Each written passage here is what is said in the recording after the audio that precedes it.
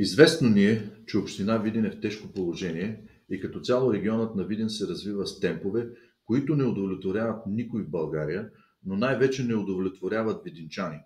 Проблемите са не един и два.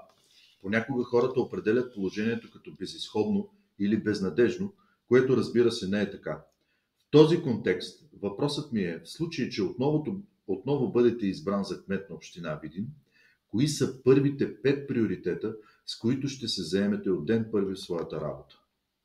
Да, за съжаление, този процес, който наблюдавахме в началото на моя мандат, на завръщането на вярата и надеждата в видинчани, че можем да подобриме качеството на живот и може да се развива и да просперираме на територията на родният край.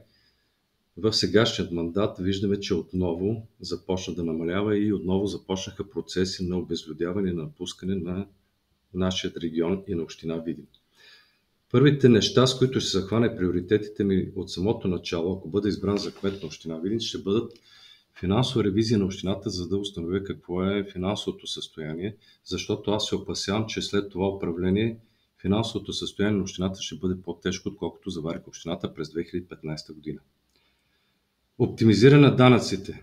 Това е ангажимент и обещание, което съм поел и като общински съветник, и в последствие, когато представях своята кандидатура за кмет на община Видин. Видинчани не могат да бъдат наказвани с високи данъци. Подобряване на качеството на здравеопазването. Процес и процедура, която е възможна, и заедно с общински съветници започнахме изготвянето на проект за наредба за създаване на фонд здраве, където има практики в други общини за подкрепа на медицинските специалисти, което ще доведе до привличане на повече специалисти и подобряване на качеството на здравеопазването.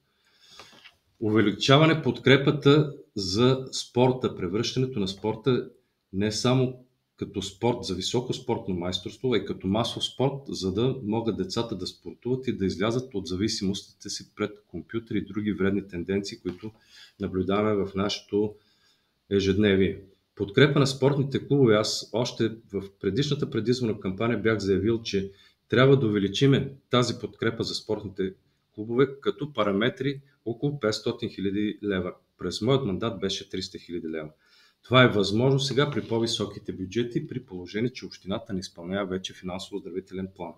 Сериозно модернизиране на спортните съоръжения, като в случай искам да обърна внимание на гребната база, която през този мандат нищо друго не е направено.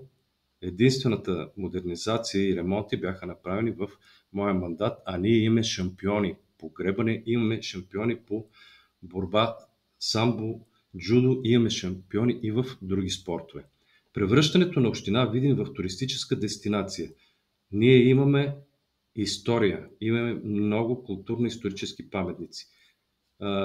Приемане на спешни мерки за спиране на процеса на разрушаване на средновековния замък Баба Вида, който е единствено запазеният замък на територията на страната и на Балканския полуостров.